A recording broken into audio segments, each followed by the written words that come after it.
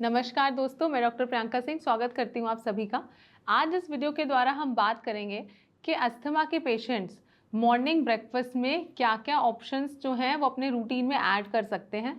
ऐसे पेशेंट्स जिनको अस्थमा लंबे समय से बना हुआ है, अगर वो अपने दिन की शुरुआत में ही इस तरह का फूड आइटम्स लेंगे जो कि उनकी अस्थमैटिक कंडीशन को ट्रिगर कर सकता है, तो उस पेशेंट को पूरे दिन तकलीफ हो सकती है और पूरे दिन उनको खांसी बलगम के साथ बने रह सकता है।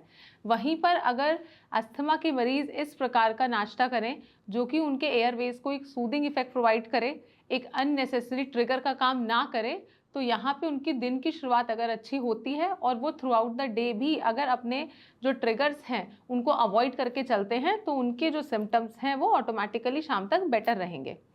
तो चलिए शुरू करते हैं। सबसे पहले हमें जो दिन की शुरुआत करनी है वो ल्यूक वार्म वाटर के साथ करनी है। यहाँ पे मैं ल्यूक वार्म वाटर इसलिए बोल रही हूँ क्योंकि जो गर्म पानी है वो आपके एयरवेज में जो म्यूकस जमा है उसको लूजन अप करता है, और फिर जब भी आपका जो म्यूकस है वो लूज होगा तो वो खांसी के द्वारा जो है वो बाहर आ जाता है या फिर वो स्टूल के द्वारा भी बाहर आ जाता है। तो अगर आप मॉर्निंग में उठते ही थोड़ा सा अगर तेज़ गर्म पानी 2 ग्लास पीते हैं तो ये आपके लिए बहुत ज़्यादा बेनिफिशियल रहेगा। इसके बाद आपने ब्रेकफास्ट में क्या-क्या लेना है। इसमें यहाँ पे आपको सबसे पहले ये पता होना चाहिए कि कुछ चीज़ें आपको अपने ब्रेकफास्ट से पूरे तरीके से हटा देनी है। सबसे पहला, बहुत ज़्यादा ऑयली यानी कि अगर बहुत ज़्यादा तला हुआ खाना आप लेते हैं मॉर्निंग ब्रेकफास्ट में तो वो आपको रिमूव करना है। इसके अलावा अगर आप बहुत ज़्यादा हैवी मील्स लेते हैं जैसे कि छोले भटूरे या फिर स्टफ्ड पराठे, ये आपको अवॉइड करना है। इसी के साथ साथ ऐसा खाना जो कि बहुत ज़्यादा खट्टा होता है, जिसकी तासीर बहुत ज़्यादा खट्टी होती है, उस चीज़ को भी आपको अपने ब्रेकफास्ट में इंक्लूड नहीं करना है।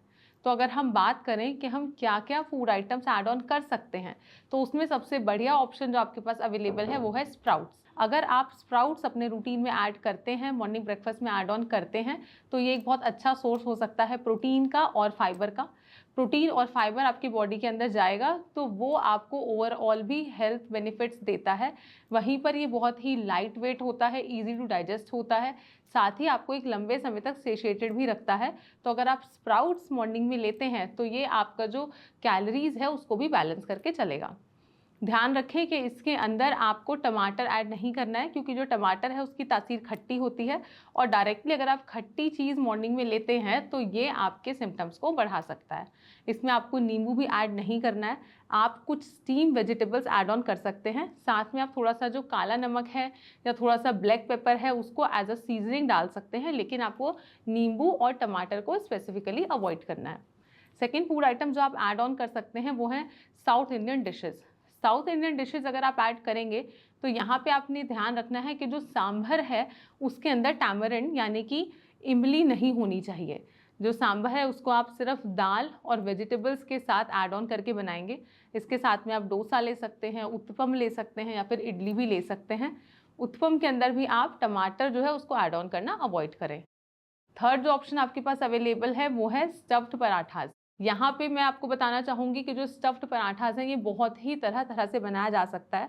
आपको ये स्पेसिफिकली ध्यान रखना है कि जो पराठे के अंदर ऑयल का क्वांटिटी है वो ऑलमोस्ट नेग्लिजिबल होनी चाहिए, यानी कि बहुत ही कम मात्रा में आपको ऑयल का इस्तेमाल करना है।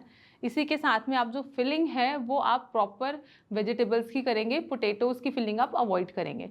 तो यहाँ पर आप कैरेट को फिल कर सकते हैं, आप जो मूली है उसको ग्रेट करके भी ऐड ऑन कर सकते हैं, या फिर आप पंपकिन को भी आप ग्रेट करके ऐड ऑन कर सकते हैं। ये भी आपको इसमें बेनिफिट प्रोवाइड करेगा, बहुत ज़्यादा हैवी भी नहीं होगा और ये आपको पैलेटेबल भी रहता है, टेस्ट भी अच्छा रहता है। इसको आप मॉर्निंग में ऐड ऑन कर सकते हैं। ध्यान रखें कि आपको स्टफ्ड पराठा या फिर स्टफ्ड चपाती के साथ में सॉसेज ऐड नहीं करने हैं, अचार ऐड नहीं करना है। आप उसको डायरेक्टली ही कंज्यूम करें तो वही आपको बेनिफिट करेगा। अगर आप साथ में कोई भी एक्स्ट्रा सीजनिंग, सॉसेज, चटनी या फिर पिकल्स ऐड ऑन करते हैं तो वहाँ पे इसकी जो यूटिलिटी है, जो इसका बेनिफिट है, वो ख़त्म हो जाएगा। नेक्स्ट जो ऑप्शन आपके पास अवेलेबल है वो ये है कि आप कुछ नट्स भी अपने रूटीन में ऐड कर सकते हैं, जैसे कि आप सोक्ड आलमंड्स और सोक्ड वॉलनट्स भी ऐड ऑन कर सकते हैं। आप 7 से 8 बादाम रात को भिगो कर रखें, मॉर्निंग में वो बादाम आप कंज्यूम कर सकते हैं। साथ ही साथ आप एक अखरोट का भी सेवन कर सकते हैं। यहाँ पे मैं बताना चाहूँगी कि अगर आप अंजीर भी ऐड करते हैं तो ये बहुत ज़्यादा बेनिफिट करेगा, क्योंकि जो अंजीर है वो आपके एयरवेज को ड्राई होने से प्रिवेंट करता है, उसको मॉइस्ट रखता है। और जब आपके एयरवेज मॉइस्ट रहते हैं तो यहाँ पे ड्राइनेस इरिटेंट का काम नहीं करती और आपके सिम्टम्स पहले से बेटर होने लगते हैं। तो अगर ये सब फूड आइटम्स आप अपने रूटीन में ऐड करेंगे तो आप देखेंगे कि जो आपकी मॉर्निंग है उसमें जो कफ है उसका इंटेंसिटी कम हो रहा है, उसका जो फ्रीक्वेंसी है वो कम हो रहा है। तो अभी से अगर आपको अस्थमा है और आपको लग रहा है कि आपको क्या क्या फूड आइटम लेने चाहिए, आप इन सब ऑप्शंस को अपने रूटीन में ऐड करें, मॉर्निंग में गर्म पानी पिए और आप एक सिग्निफिकेंट रिडक्शन नोट करेंगे अपने सिम्टम्स में। इसके अलावा अगर आप और कोई जानकारी चाहते हैं तो आप नीचे दिए गए नंबर पर संपर्क कर सकते हैं या फिर हमारी टीम से कॉन्टैक्ट कर सकते हैं। जल्द मिलेंगे अपनी नेक्स्ट वीडियो में, तब तक के लिए स्टे सेफ, स्टे हेल्दी।